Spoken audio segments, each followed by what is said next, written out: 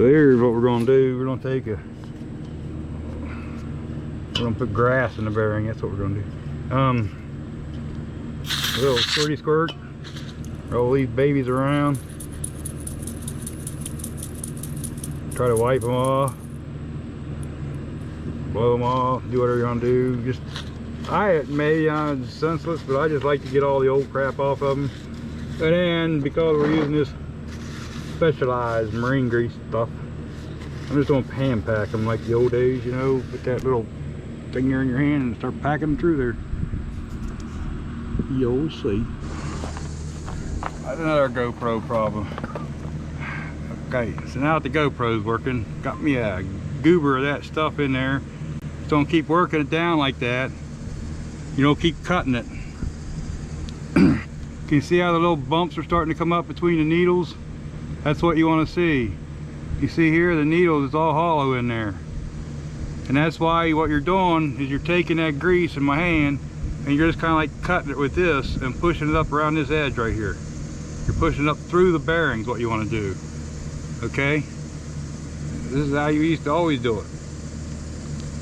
Try to keep the top clean enough that you can see when you start getting the grease pushing up through it. Sometimes you gotta get rid of that cobber in the middle there, but it'll eventually come up through. See, you can see where it's starting to come up through here, but you want to do that all the way around. Make sure that bearing's completely full, because then you know you got grease in there. So I don't do this till all of them gets that in there. They're starting to come up through there. See it come up through there? And that's what you want to see. You want to make sure you get that full. We'll go over here. All you're doing is pushing that grease up between the cage and the rollers. See how it just filled right up there. A lot of people just smear the grease on them and that doesn't do anything. Speaking of grease, we'll talk about that here in a minute too. How much you put in the center of that hub?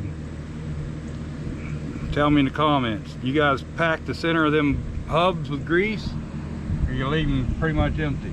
I'll tell you what I do, I'll tell you why. But go ahead and leave me a comment and tell me. Do you pack that whole thing full or you leave it?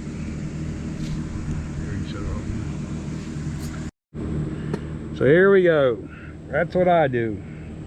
How much I put in there. I don't fill that whole cavity up. I just put some on my finger and rub it in there so I coat that center. And I want a little bit of a layer. And I'll tell you what, this is gonna throw that all over the place in there. And it will be coated if you miss a spot.